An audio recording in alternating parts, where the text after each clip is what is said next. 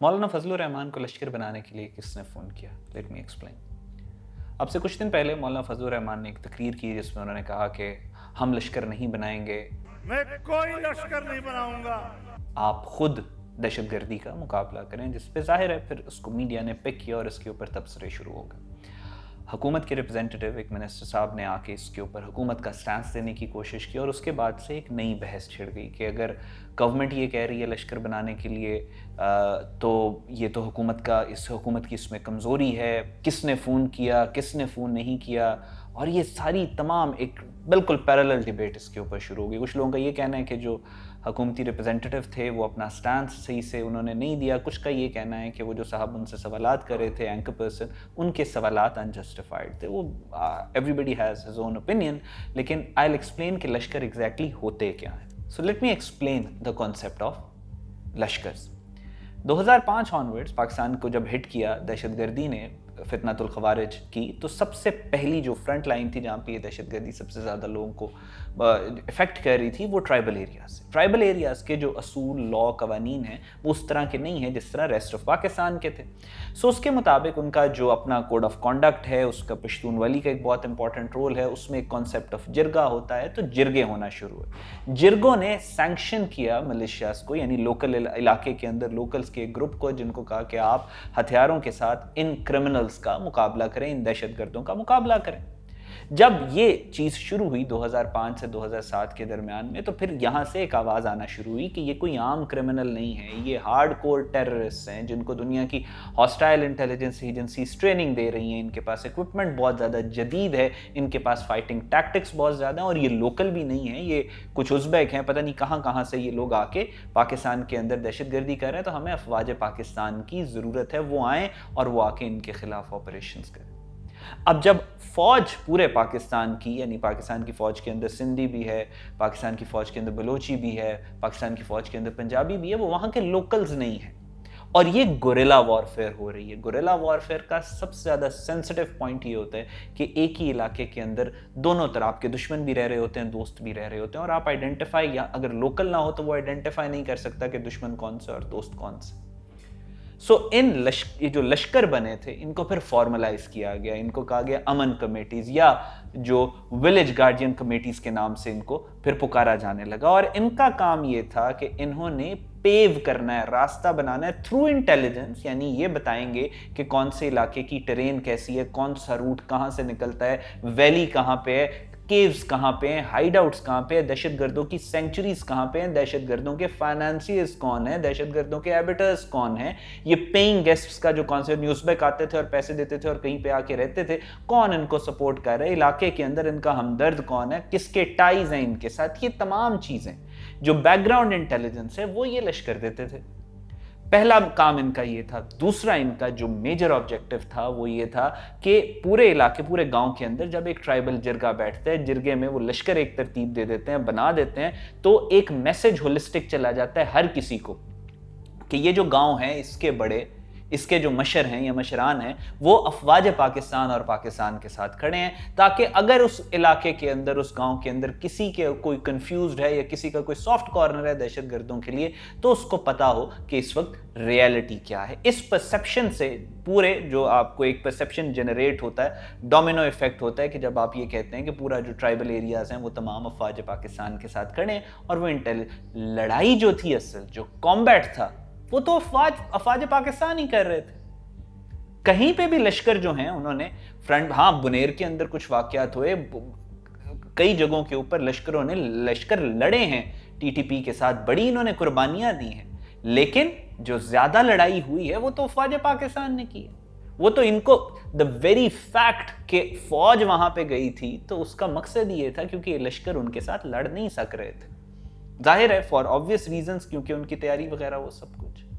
सो जो कॉम्बैट था वो तब भी पाकिस्तान की अफवाज कर रही थी, वो आज भी पाकिस्तान की अफवाज कर रही हैं। लश्कर क्या करते थे, जो मैंने बताया, इंटेलिजेंस लेके देते थे। दूसरा, फौज अगर कोई इलाका खाली करवा देती थी तो जाहिर है फौज वहां पे एडमिनिस्ट्रेशन तो नहीं देख सकती थी, तो लश्कर उस इलाके को होल्ड करते थे, सर्वेलेंस करते थे, विजिलेंस करते थे। सो ये उसी तरह है कि आप किसी इलाके के अंदर गए हैं, آپ یہاں پہ ہمارے شہروں کے اندر کوئی رابری ہو جاتی ہے، پولیس آتی ہے، پولیس آ کے ساتھ والوں کو کہتی ہے کہ جی آپ اپنے سی سی ٹی وی کی فوٹیج دے دیں، ہو سکتا ہے جو چور گیا ہے وہ ہم نے یہاں سے دیکھا، وہ سی سی ٹی وی کی فوٹیج لیتے ہیں، ارد گرد محلے والوں کو بلا کے کہتے ہیں کہ آپ اس علاقے کی سرویلنس کریں، آپ دیکھیں کوئی اور گاڑی یہاں پہ تو نہیں کھڑی، آپ کوئی دیکھیں somebody who does not belong وہ وہاں پہ کوئی سسپیشیس ایکٹیویٹی کر رہا ہے تو آپ پولیس کو کال کر کے آپ انفارم کریں ہم نے چوروں کو پکڑنا ہے۔ اگر پولیس یہ کہہ رہی ہے تو اس کا مطلب ہے the state is weak۔ اگر کسی جنگل کے اندر کوئی بچہ گم ہو جاتا ہے، جنگل بہت بڑا ہے، پولیس کے 4 سپاہی ہیں، وہ پورے جنگل کو ایکسپلور نہیں کر سکتے تو لوکل پاپولیشن کو لیا جاتا ہے، وہ لوکل ٹریکرز کو لیا جاتا ہے، who knows کہ اس فارسٹ کے اندر کون سا ٹرن کہاں پہ جاتا ہے، اور ان کو آپ کہتے ہیں کہ آپ بھی ہماری ہیلپ کریں، آدھا علاقہ آپ دیکھ لیں آدھا ہم دیکھ لیں۔ So does it make the state look weak? Doesn't. Obviously it doesn't. اسی طرح یہ لشکروں کا کانسیپٹ تھا۔ So basically what Maulana Fazal Rahman is trying to say کہ میں دہشت گردوں کو یہ پرسپشن نہیں دوں گا کہ جو عوام ہے ٹرائبل ایریاز کی وہ پاکستان کے اور پاکستان کی افواج کے ساتھ ہے اور دہشت گردوں کے خلاف ہے۔ What he's saying اس کے میں آپ کو انفارمیشن یہاں کے لوکل سے نہیں لینے دوں گا پاک فوج کو کہ یہ دہشت گردوں کے فائنانسر ایبیٹرز جو ہیں وہ کہاں پہ ہیں۔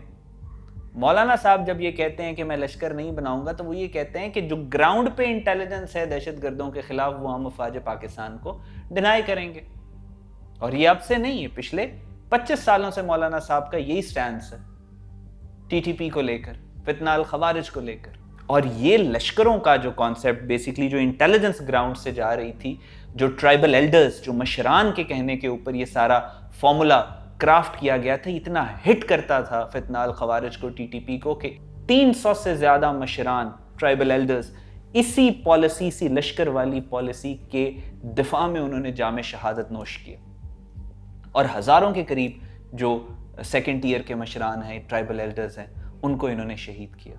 سو بیسکلی یہ اصل بحث کا موضوع ہونا چاہیے کہ مولانا صاحب کس پالیسی کی بات کر رہے ہیں جب وہ لشکر کی بات نہیں کرتے، جب وہ یہ کہتے ہیں کہ ہم انٹیلیجنس نہیں دیں گے دہشت گردوں کی فوج کو، تو وہ کیا کہنا چاہ رہے ہیں۔ So this has to be discussed۔ دوسری بات مولانا صاحب نے کہی، مولانا صاحب کو منطق اور لاجک بہت پسند ہے، تو انہوں نے کہا کہ البدر اور الشمس موومنٹ جو ہے وہ بھی اسی طرح بنی تھی جس طرح یہ لشکر بنے تھے۔ So there is absolutely no comparison between Al-Badr and الشمس موومنٹ۔ وہ ایک پولیٹیکل موومنٹ تھی عوامی لیگ کے خلاف، جو وہاں پہ لشکر یہاں پہ بن رہے ہیں، ایک لوکلائزڈ انڈیجنس کانسیپٹ ہے، بالکل بھی سینٹرلائز نہیں ہے البدر اور الشمس موومنٹ کے پیرالل بالکل بھی نہیں ہے۔ البدر اور الشمس موومنٹ والے جتنے بھی لوگ تھے وہ جاں فروش تھے، انہوں نے اپنی جان کی بازی لگائی، ان کو کیا پتہ نہیں تھا کہ اس پاکستان کے کیا حالات ہیں۔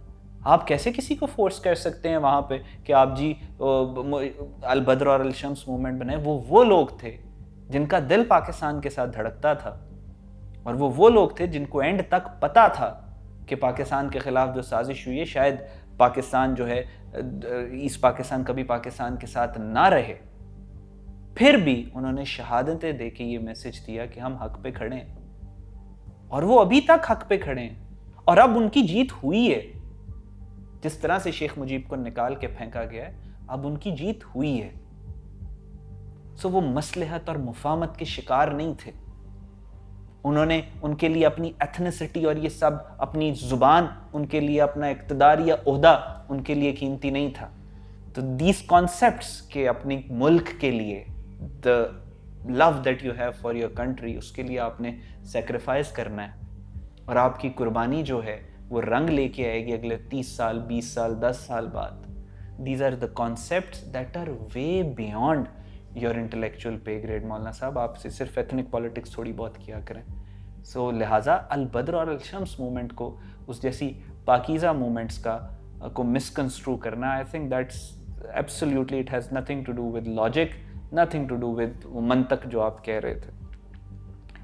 پھر اس کے بعد آپ مولانا صاحب نے ایک بات کہی کہ جو یہ دہشت گرد ہیں ان کا مقابلہ تو کے پی کے کی حکومت اور کے پی کے کی پولیس کر رہی ہے۔ ایک دہشت گرد کے اوپر بی ایل اے کی ایک رپورٹ آئی تھی ریسنٹلی، ایک بی ایل اے کا جو دہشت گرد ہے اس کے اوپر تقریباً 50 سے 60 لاکھ روپے کا صرف گیئر ہے جو اس کے پاس ہے، اس میں اس کی ماڈرن گن ہے، لیزر ٹیکنالوجی ہے اس کے پاس، لوڈ بیئرنگ ویسٹ سے لے کر اس کا جو بھی ایکوپمنٹ اس کو دیا جاتا ہے جو کہ اس کے اوپر خرچہ ہوتا ہے، صرف ایکوپمنٹ، صرف گیئر کا خرچہ یہ ہے۔ लाखों रुपया उसकी ट्रेनिंग के ऊपर खर्च होते हैं। This is called guerrilla warfare. और दुनिया में कहीं पे भी पुलिस बनी ही नहीं होती गुरिल्ला वॉरफेयर के लिए। आप सिर्फ कंपेयर करें, वो जो टीटीपी का एक दहशतगर्द खड़ा होता है और एक हमारा जो पुलिस का जवान खड़ा होता है। पुलिस बनी ही नहीं जिस काम के लिए, उस काम के लिए आप उसको यूटिलाइज कैसे कर सकते हैं? लोकल पुलिस है, उसके ऊपर अगर कोई कोवर्ट टेररिज्म हो रहा है तो उसके लिए एक डिफरेंट डिपार्टमेंट होता है, काउंटर टेररिज्म, जो पूरी दुनिया के अंदर बनते हैं।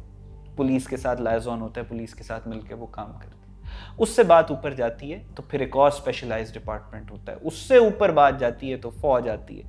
फौज में भी आगे स्टेजेस हैं और एंड के ऊपर जो फाइनल उसमें आपके जो एसएसजी के जैसे पाकिस्तान के कमांडोज हैं वो एक्शन करते हैं।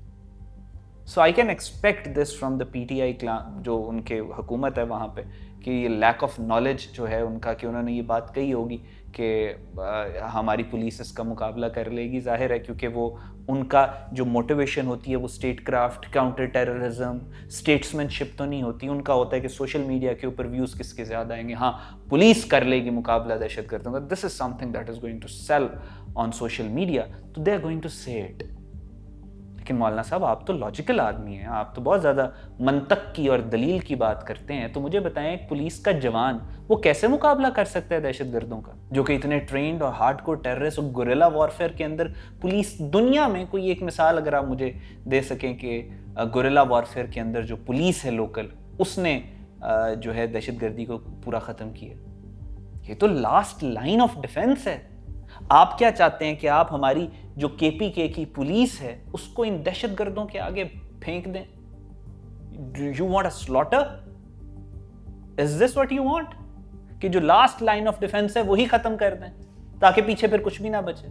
So I don't know what मौलाना साहब ये किस तरीके की बात ये करना चाह रहे हैं, लेकिन it's totally against logic. Even जो वो लेवल्स के छोटे बच्चे, उनको भी पता होगा कि ये जो गुरिल्ला वॉरफेयर है इसके अंदर पुलिस की कैपेसिटी और कैपेबिलिटी क्या है और वो दहशतगर्द है उसका मुकाबला कैसे करना है। आप एक अनट्रेन्ड पुलिस जो बनी ही नहीं है इस मकसद के लिए, उसको आप इसके आगे अगर भेज रहे हैं तो I don't know what you want.